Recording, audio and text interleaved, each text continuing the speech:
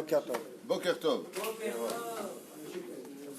Beshem Hashem Naaseh Ben Hatzliach. On est aujourd'hui, mercredi 13 du mois de novembre, Lachem Tovim Shalom, le 15 du mois de Cheshvan. Ça avance vite. Janvier, c'est bientôt. On étudiera aujourd'hui sur les apikorsim, apikoros, on dit en français, ou en hébreu, et sur les réformes de la Torah, avec des textes de la Torah, Bezrat Hashem. Juste avant, avec votre permission, j'ai plusieurs choses à dire. Voilà. D'abord et avant tout, on souhaiterait une très très grande refoua shlema lechaim tovim shalom pour Raphaël Ben Zora. Et Bezrat Hashem, le collège étudiera pour lui. On fera un pidyon nefesh lechaim tovim shalom, amen. Un grand mazel tov Bezrat Hashem yom uledet sameach pour David Alexandre Chaim Bezrat Hashem qui fête ses 13 ans aujourd'hui. Donc yom uledet sameach et mazel tov pour ta bar mitzvah tzadik.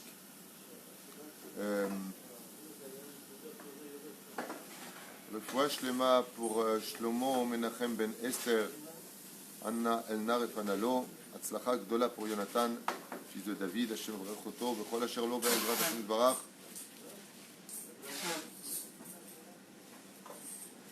On remerciera aussi Malam, on ne donnera pas ton nom, Vered Delouya, David Levi Ayakar, Bezrat Hashem, Etan Amidbol Ben Hay Eliyahu, Shemvarech Otra, Bechol Asher Lach. Et pour finir ici, Shira Tzipora Bat Gaël, Refoua Shlema, Refoua Tanefesh, Refoua Tagouf.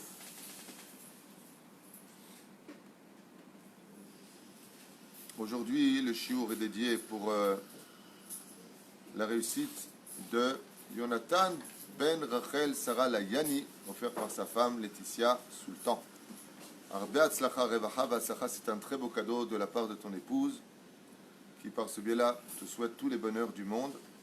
Lechaim Tovim ul Shalom, Refoua Shlema pour Morat Immi, Esther Bat Nusha, Ginette Shoshana Michel Malka Bnot Mesaouda Adibat Ela, Shirel Perla Simcha Bat Alison, Mazal Sarah Talia Bat Efrat Miriam Meir et Sarah Soufan, Miriaou Avraham Ben Mesaouda Ben Arosh, Resh Ben Asher, Naomi, Nama Bat Noah, Eden Bat Simcha Eliaou, Amar Ben Alice, Shimshon Ben Shimon, Salomé Rachel Peral Chaya Bat Miriam, Yehuda Ben Eliaou, Motaï Zamnout, on remercie du fond du cœur.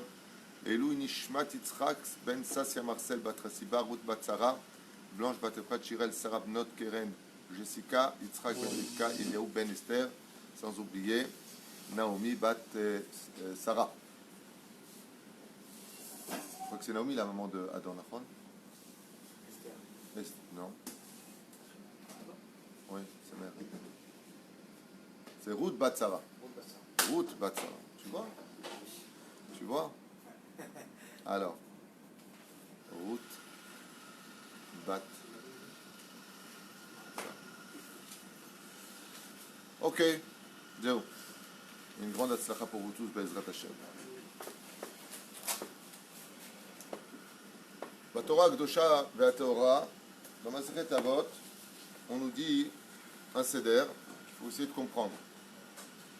Masechet Avot, ça a été écrit il y a à peu près 1800 ans par nos Chachamim.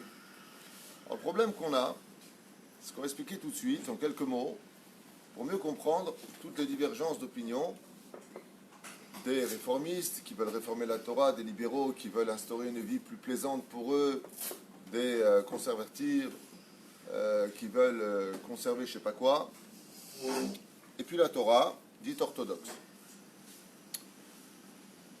On verra où est-ce qu'il y a Bémet un hic. Après tout, chacun fait ce qu'il veut, chacun pense comme il veut, et chacun comprend ce qu'il veut. D'accord ? Et chacun paiera les conséquences de ses erreurs, comme on va le lire ici. La première Mishnah de Masechet Avot commence par Moshe Kibel Torah Misinaï. Quand Moshe Rabbeinu alav Shalom est monté au Sinaï, Akadosh Baruch Hu lui a donné la Torah. Vous avez tous vu le film, non? C'est le B2000. Ou même d'autres films. Non, c'est une blague. Je veux dire, tout le monde sait que Moshe a reçu la Torah du Sinaï. Cette Torah-là est une Torah qui est totalement spirituelle, mais qui se vit dans le monde de la matérialité. C'est pour ça que les anges n'ont pas pu garder cette Torah, qu'elle a été donnée dans les mains de l'homme. Les anges se sont opposés, disent les Chachamim, à ce que les hommes prennent cette Torah de peur qu'ils ne la salissent ou de peur qu'ils ne la réforment. Bizarrement. Des midrashim qui ont été écrits il y a 2000 ans. Quand Moshe a descendu la Torah, on a vu que les enfants d'Israël, avant de recevoir cette Torah, ils ont dit Naaseh venishma. Nous ferons et nous comprendrons. Il y a énormément d'explications à ça. J'en ai fait des shiurim sur torah.chaim.net, vous pourrez le lire. Et puis quand Moshe descend la Torah, Dieu les menace en disant si vous n'acceptez pas ma Torah, ici sera votre mort. Kiviachol, il prend la montagne, il la renverse, comme si qu'elle allait nous écraser avec un coup de marteau. Tout le monde va poser la question, je ne comprends pas. Juste avant, on a dit Naaseh venishma, on veut ta Torah. Qu'est-ce qui s'est passé entre le fait de dire oui, c'est bon, on la veut ta Torah, ou Dieu va nous dire Kol hakavod, migil haraz lebana, et qui vous a livré ce secret de répondre exactement le code qu'il fallait pour apprendre, c'est-à-dire ne mêle pas ton intellect à ce que je vais te donner, ne réfléchis pas. Moi, je te donne, et avec ce que je te donne, tu réfléchis. Pas tu réfléchis en tant qu'humain. Naaseh venishma, comme on fait les nations du monde. Qu'est-ce qu'il y a marqué dedans? Qu'est-ce que dit ta Torah? Pas de philosophie avant la Torah. On ne goûte pas à l'arbre de la connaissance du bien et du mal avant de manger l'arbre de vie. La Torah comprend en elle toutes les pensées. La reine, qu'est-ce qui s'est passé entre le moment où on a dit Naaseh venishma et le moment où on dit à Dieu, en fin de compte, on n'en veut plus?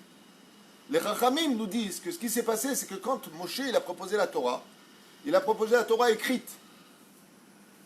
Et quand est venu Moshe Rabbeinu descendre la Torah, Rashi nous dit, il a descendu 2 Torot. Ils ont dit, oh, ça me rappelle une fois, j'étais en train de rouler, puis il y a un autostoppeur. Il fait comme ça. Alors je m'arrête. Je m'arrête et d'un coup il dit aux autres qui étaient cachés derrière, allez c'est bon, on en a attrapé un, il monte à 5 dans la voiture. Ils seraient les uns contre les autres. Je dis, oh, si j'avais su ça, je ne vous aurais pas pris. Ça veut dire qu'on est prêt à prendre, on est prêt à aider, mais ne me trompe pas. Et Moshe leur a dit, vous n'avez pas compris, c'est la même Torah. Sans la Torah orale, sans la Gemara, sans la Mishnah qui la précède, la Gemara, la Halacha, vous n'allez rien comprendre à cette Torah, parce que la Torah ne donne pas de détails sur les événements. Ou Kshartam lot al yadecha, quoi? Qu'est-ce que j'attache à mon bras? Des tuilines, qu'est-ce que c'est? Qu'est-ce qu'il y a dedans? Quelle couleur? Quelle forme? Donc la Gemara va nous donner tous les détails des 39 travaux du Shabbat. Si je n'ai pas la Torah pour savoir où est-ce que c'est marqué, il faut attendre 6 heures entre la viande et le lait. C'est marqué nulle part. Si tu n'as pas Masechet Choulin qui t'explique comment tu peux le savoir. C'est-à-dire que toute la Torah orale n'est autre que l'explication de ce que veut dire la Torah écrite. Ce qui fait que les Chachamim et le peuple d'Israël, à cette époque, quand ils ont vu Moshe Rabbeinu descendre avec non plus les 10 commandements, non plus le Sefer Torah, mais en plus de ça, toute la Torah orale, et tu vas me dire, où est-ce que c'est marqué la Torah orale? C'est marqué dans la suite. Moshe Kibel Torah Misina Sarah, Mazé Messira. Il a transmis. Qu'est-ce qu'il a transmis? Ils disent la Torah orale. Parce que si tu viens et tu donnes la Torah écrite, ben tu passes la Torah écrite. Et regardez la suite. Sarah les Yeshua. Et là, ils sont tous venus voir Moshe en disant, comme c'est marqué dans la paracha de Yétro, Moshe, tu ne peux pas t'en sortir pour les jugements, tu ne peux pas t'en sortir pour le peuple, il y a trop de questions.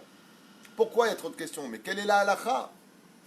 Et la halacha n'est marquée nulle part, on ne sort aucune halacha du Sefer Torah. Nulle part. Vous avez une halacha dans la Torah? Il n'y a pas d'halachot. Les halachot sont sortis de la Torah orale qui nous a été donnée. Le problème, c'est que cette Torah orale, elle est très ambiguë, parce qu'elle est imbibée à chaque millimètre de Mahloket. Donc, si la Torah est imbibée de Mahloket, que Rabbi Yoshua n'est pas d'accord avec Rabbi Eliezer, comme ça s'est passé plusieurs fois dans la Gemara, ou que Rabbi Ishmael n'est pas d'accord avec Rabbi Akiva, donc on imagine facilement qu'on a le droit de ne pas être d'accord au sujet de la Torah orale. Parce que la porte est grandement ouverte à la discussion. Donc pourquoi ne pas avoir raison? Et c'est là qu'il y a un hic. C'est que même si toutes les machlokot qui ont lieu dans la Torah, comme on sait, Moshe Rabbeinu, c'est Gematria Tariag, 613. Okay? C'est-à-dire que quand Moshe a apporté cette Torah, il a apporté l'entité totale de la Torah. Et les déhot qui ont été apportés sont des déhot, les opinions qui ont été apportées au fur et à mesure des siècles, sont des déhot qui ont été apportées dans la Torah. Pourquoi? Et on le dira, Shivaim Panim la Torah. Parce que la Torah a 70 facettes pour être comprise. Mais ces 70 facettes-là sont dans la Torah orale. Donc si moi je viens changer maintenant l'opinion de la Torah orale, je deviens la 71e opinion de la Torah. Donc je sors de la Torah. Je ne suis plus dans la Torah. Et ce qui va se passer, c'est que je vais faire un crime avec mes pensées qui sont, on va dire, d'une certaine façon, sorties d'un moi personnel, et je ne sais plus qui est moi. Est-ce que c'est mon Yetzirah ou mon Yetzirah? Et ça va s'appeler comment ce crime? Usurpation d'identité. La différence quand il y a une marloquette entre Hillel et Shammai. Qu'est-ce que dit tous les Chachamim à propos de Hillel? Est-ce qu'il y en a un qui dit que Shammai n'est pas bon? Non. Est-ce qu'il y en a un qui dit que Hillel a tort? Non. Baruch Shemo, c'est leurs initiales. Bet Hillel et Bet Shammai, Baruch Shemo. Les deux ont une opinion. Seulement, regardez comme c'est dangereux, la DA, l'opinion de Shammai n'est pas adaptée à la situation d'aujourd'hui. Donc on va la mettre pour demain. Waouh, donc il va réformer la Torah? Non. Non. Ce que dit Shammai, Hillel est d'accord. Seulement, ce n'est pas pour le moment. Nous avons dans la Torah une pièce, par exemple, je prends un shekel, ok, ou je prends un euro. Bah, l'euro, c'est l'euro, d'accord? Mais j'ai plusieurs façons de la regarder. Si je la vois de ce côté-là, c'est pas le même dessin que l'autre. Il n'y a pas marqué un de chaque côté. Ouais. Mais si je prends une pièce de puissance 4, je dis que ça c'est 1 euro, c'est usurpation d'identité. C'est clair ce que je dis, d'accord? Mais la reine, en conséquence de cela, si je viens et que maintenant je viens réformer cette Torah sans référence, comme la Mishnah qu'on va lire maintenant, et que je dis que ça s'appelle du réformisme, du libéral. Mais je n'appelle pas ça du judaïsme. Ok, il n'y a pas de problème. Il y a plein de religions. Où est-ce que ça devient un gros problème? C'est si dans cette secte religieuse que tu viens de te créer, secte, ça veut dire que je vais créer un groupage de personnes qui penseront comme moi, parce que nos sectes a l'air très péjoratif comme terme, sectaire, ça veut dire que je prends des gens qui pensent comme moi, et c'est un état de fait, ce sont des gens qui pensent comme eux, si on prend les libéraux, les réformistes, les conservatifs, comme aux États-Unis, eh bien, tu as le droit de l'être. Les chrétiens, c'est pas que les chrétiens, il y a plusieurs façons d'être chrétien. Dans l'islam, il y a aussi une guerre, les sunnites et les comment ça s'appelle? Chiites. Donc, vous voyez bien qu'à l'intérieur même, dans la Torah, c'est pareil. Les chassidim, les mitnagdim. Qu'est-ce qui ne va pas? Le problème, c'est que imaginez que demain la chrétienté dise que c'est eux l'islam. Qu'est-ce que vont dire les islamistes? Usurpation d'identité. Que vous soyez des chrétiens, c'est votre opinion, vous êtes clair dans l'opinion.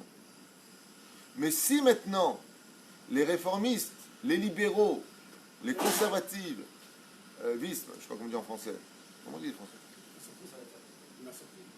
Non, conservatif, c'est pas hein? Les conservateurs, c'est ça le mot. Conservateurs, si eux, maintenant, ils disent que c'est ça la Torah d'aujourd'hui, c'est ça le judaïsme d'aujourd'hui, là, c'est un gros problème. Pourquoi? Parce que tu prends une identité qui n'est pas la tienne. Tu veux te faire ta synagogue libérale, fais-la. Tu veux te faire ta synagogue réformée, fais-la. De toute façon, tu le fais. Où est le problème? Vous avez juste à 1 kilomètre d'ici une synagogue karaïte, plein milieu. Ils l'ont fait. Personne ne les empêche de le faire. D'accord? Maintenant, il y a Madame le grand rabbin de France. Attention au poil. Je ne sais pas. C'est paraît une femme, on m'a dit vraiment, qui parle très bien, élégante, avec beaucoup de sagesse. Avalim kol hakavod. Vous serez la première femme rabbinite de l'histoire de l'humanité depuis Moshe Bar Sinaï. Même Tzipora, la femme de Moshe Rabbeinu, elle n'a pas eu ce titre. Vous réformez la Torah. Vous allez me dire, mais si, ils ont raison. La réponse est, on s'en fiche. D'abord, ils n'ont pas raison, c'est sûr. On va le zélo kachou. Pourquoi?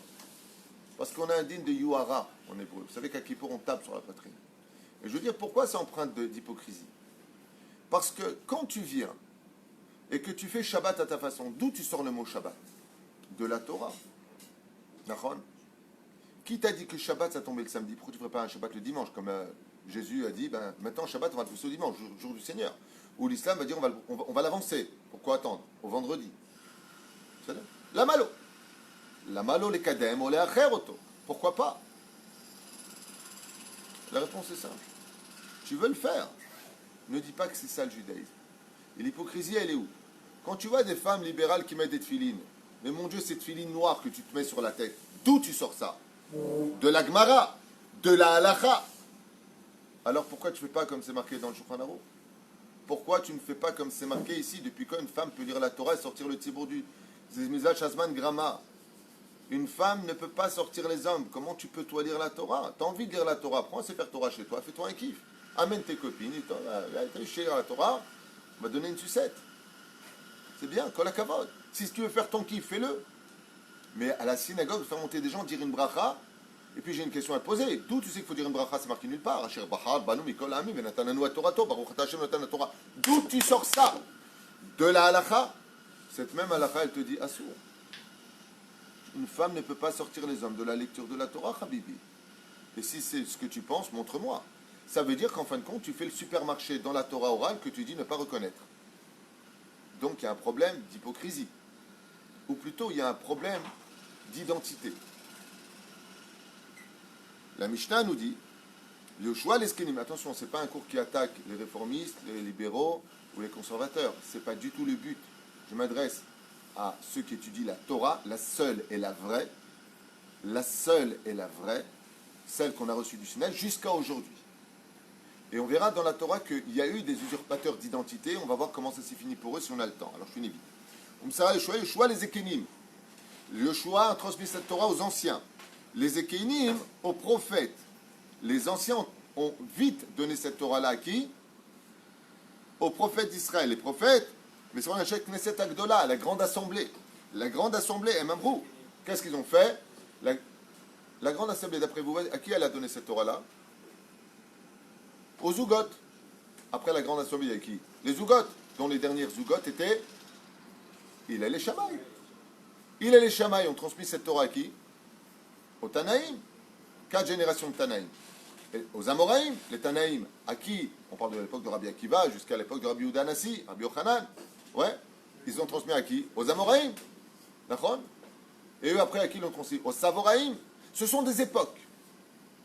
Après, aux Géonim, Rishonim, Acharonim. Ça veut dire que quand on regarde comment la Torah a été transmise dans sa fidélité, comme dans un étui bien fermé, comme le Sefer Torah est dans un étui bien fermé, attention, ne change rien.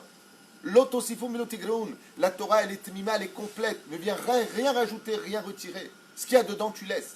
Parce qu'elle a été donnée, parce qu'elle est divine. Telle qu'elle te l'a donnée, cette Torah, tu ne la changes pas. Tu rajoutes une lettre au Sefer Torah, il est fini. Tu n'as pas le droit de lire dedans. Où est-ce que c'est marqué ça? Mais la reine, si la Mishnah première avec laquelle on doit vraiment insister sur la massoret de la Torah, c'est que la Torah depuis Moshe ne doit pas changer. Et si tu la changes, bah tu peux aussi changer le prophète, tu peux l'appeler comme tu veux. Tiens, c'est plus Moshe, maintenant on va appeler un tel. Tartampion, tiens donc. Pourquoi?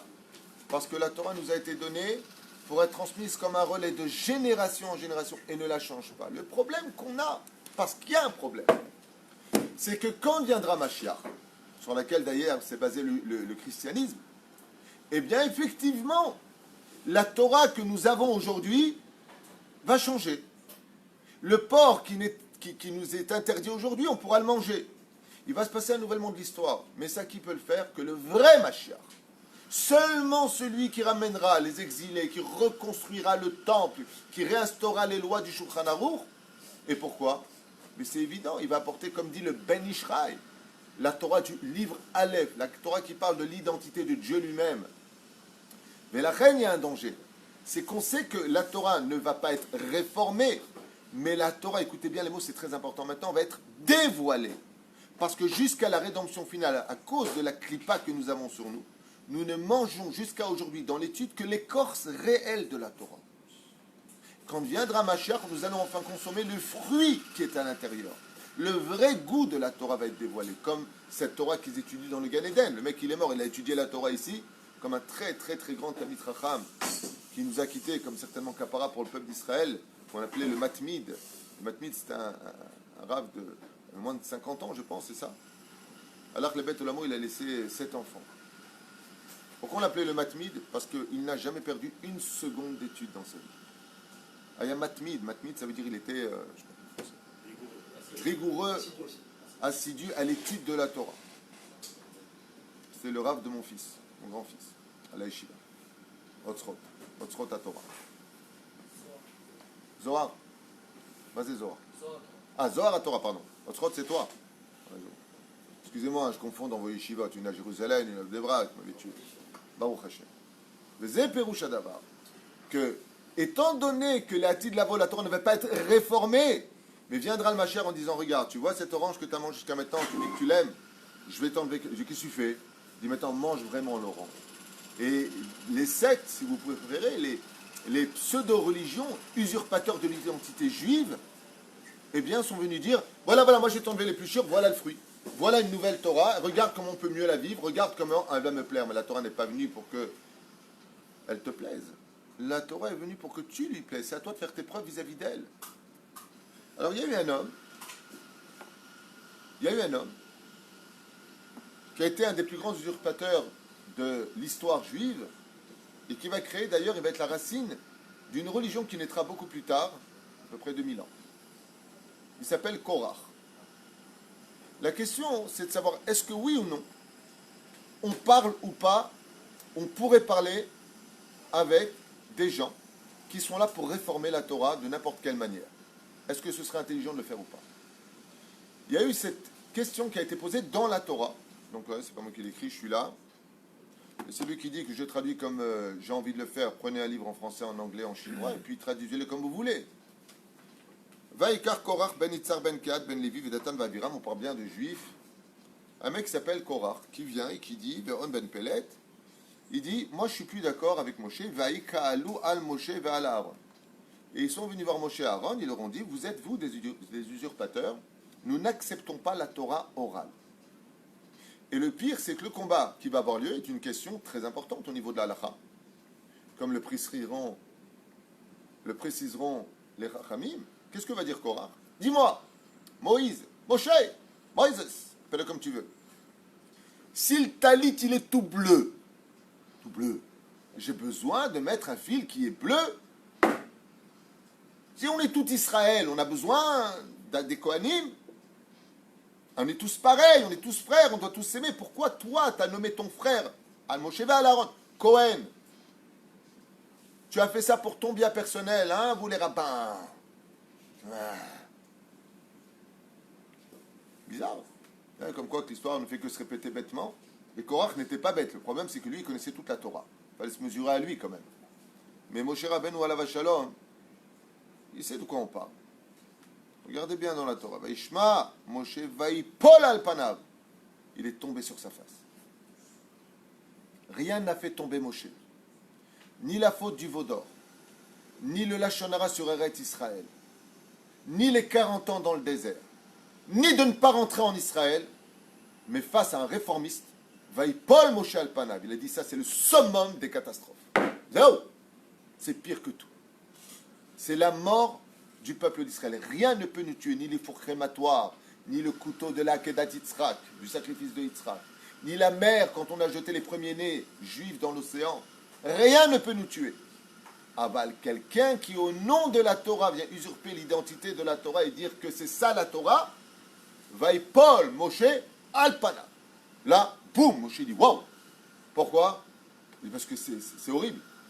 Ça veut dire que là, la seule chose qui est notre potion magique qui nous permet de traverser toutes les générations pour ne pas nous assimiler, c'est l'étude de la Torah, c'est les mitzvot de la Torah, et c'est à ça, goufa, que vous touchez. C'est-à-dire que vous êtes en train de trafiquer la potion magique du peuple d'Israël, donc ce qu'on va voir, c'est quoi? Du poison.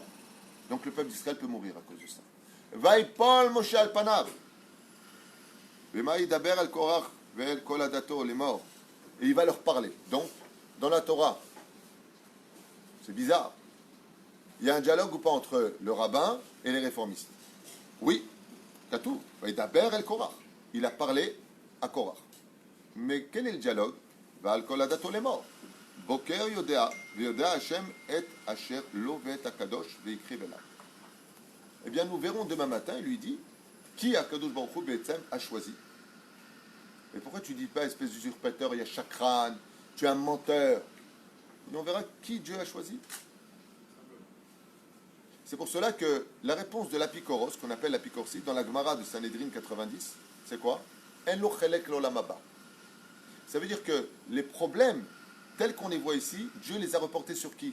Sur une discussion entre Rav et réformiste, entre Rav, comme ça s'est passé à Paris, où ils veulent maintenant, ils disent il faut accepter les homosexuels, il faut accepter les réformistes, ils vont n'est qu'un seul peuple. Mapitom, Mapitom, Chas Veshalom.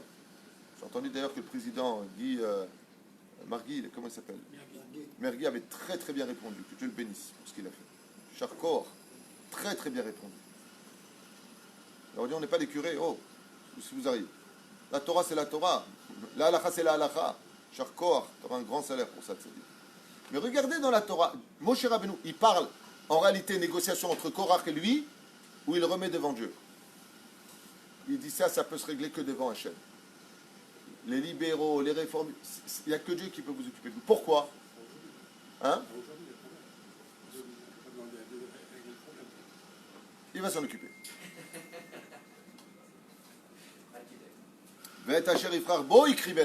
Et que celui que Dieu va choisir, qu'il le prenne vers lui. Tous ceux qui pensaient comme vous, combien étaient Korach? 250 princes. Et pas des bœufs, des grands. Prenez vos sacrifices et emmenez-les. Qu'est-ce qu'il voulait dire Moshe ici à Korach? Vous savez ce qu'il voulait lui dire? Vous faites ça pour sacrifier vis-à-vis d'Hachem, ou vous faites ça pour vous? La mahloquette a lieu entre Korach et Moshe? Non. Korach bechol adato. Entre eux, ils n'étaient déjà plus d'accord.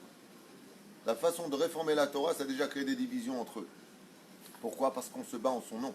Pourquoi la paracha porte le nom de Korach? Un des enseignements, c'est pour nous dire que ça porte son nom, pour te faire comprendre que celui qui réforme la Torah ne se bat que pour son honneur à lui. Il ne se bat que pour lui. Dieu, il n'en a rien à faire. Il se sert de Dieu pour lui. C'est pour ça que ça porte le nom de Korach, pour servir d'exemple. Vous avez la paracha de Moshe dedans? Pourtant, Moshe, il est acteur principal. Parachat Moshe. Non. Pourquoi? Pourquoi? Pour t'enseigner que Moshe Rabbeinu, il s'est battu pour Dieu. C'est l'honneur d'Hachem qui est mis en question. Ouais, moi, je suis pas d'accord, j'ai pas envie. Mais qu'est-ce qu'on en a à faire que tu sois d'accord ou pas? Quand tu prends ta voiture, le code de la route, et que tu as un sens interdit, tu peux dire, j'en ai rien à faire, je le prends. Prends-le. Tu vas te faire arrêter par la police, une amende, et peut-être retrait de permis si tu passes au feu rouge. Et là, qu'est-ce que tu vas dire? Ouais, mais je suis pas d'accord. La loi, tu sais ce qu'elle te répond? Elle n'en a rien à faire que tu sois d'accord ou pas. La loi, c'est la loi. Ainsi est la Torah. Bassof, j'avance. Et voilà exactement ce qui arrive. Moshe admeod vayomer el Hashem al tefen em khatam velo hamor echad mehem nasati velo ereoti echad mehem. ואומר משה אל קורח, אתה וכל עתידך היו לפני השם, אתה ואם ואהרון מחר. Vous vous présenterez devant Dieu et vous en verrez les résultats. Comment ça se finit dans la Torah, Rabotai? Comment ça se finit? וידבר אל העדה לאמור, סורו נא מעל אוהלי האנשים הרשעים האלה. Éloignez-vous de tous ces réchaïm. Dans la Torah, c'est marqué ici, n'est-ce pas moi? Korach, je répète, il vient réformer la Torah en posant des bonnes questions. Moi, je trouve que les questions qu'il pose, c'est des bons sujets d'halakha. Est-ce que j'aurais besoin de mettre une mezouza dans une pièce où il n'y a que des siffrets Torah? C'est une super question. Pourquoi est-ce qu'ils vont mourir? Pourquoi? Ça ne peut pas être une question d'halakha. Je vous pose une question à Pidine, une synagogue, elle a besoin d'une mezouza? Non. Donc la question de Korach, elle est bonne. Alors pourquoi ça finit si mal? Parce qu'il ne vient pas relever l'honneur d'Hachem. Parce qu'il vient pour son propre intérêt, pour trouver une Torah qui lui convienne à lui. Donner un sens philosophique à la mitzvot. C'est tout l'inverse de ce que j'ai mis à ton Ok.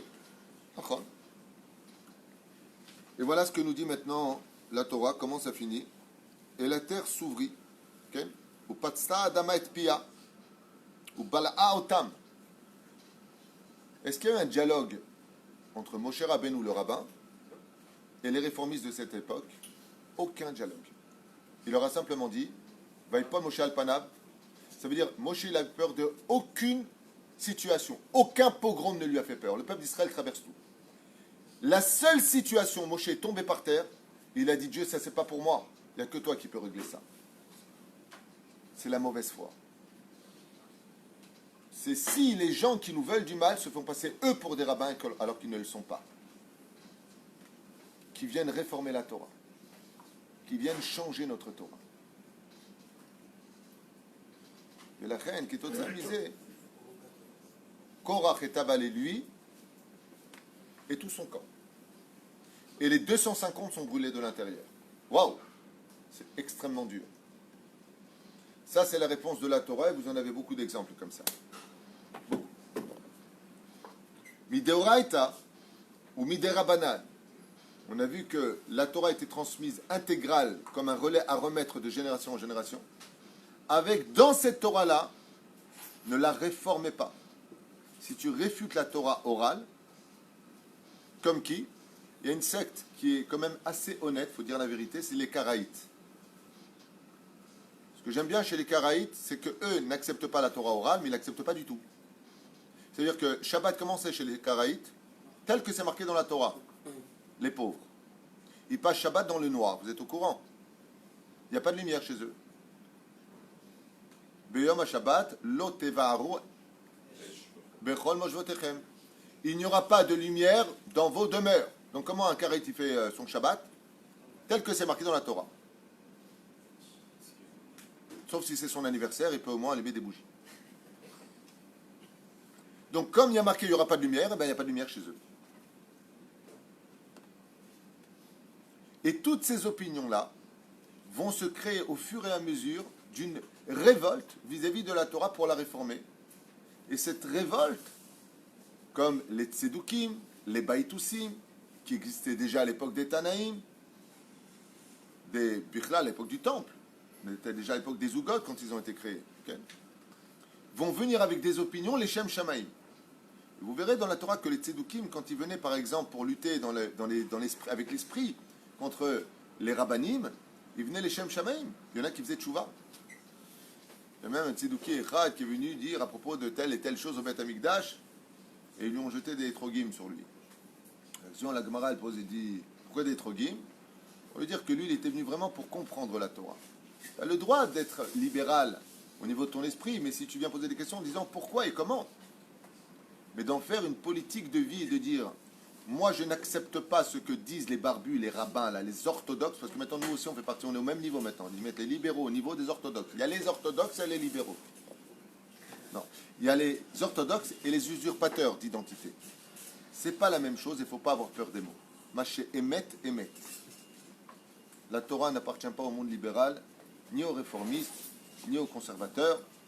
Si vous voulez l'être, soyez-le. Aval dans le tachlès des choses, ne vous faites pas passer pour la Torah. Vous avez beau dire d'une personne qui est passée chez vous qu'elle est juive, ni dans le ciel, ni vis-à-vis de la Torah, cette personne est juive. Vos conversions ne valent rien. Absolument rien. Ne sont pas reconnus dans le monde d'en haut. C'est dommage de tromper des gens parce que la halakha a été fixée. Et quand la halakha a été fixée, tu ne peux pas la changer même. Sauf si tu as un rave digne de ce nom qui donne cette opinion en disant que comme ça et comme ça, oui, c'est valable. C'est pour ça que la 11e Mishnah du 6e chapitre de Masechet Avot nous dit Aomer Beshem Omro Mevigiula Laolam.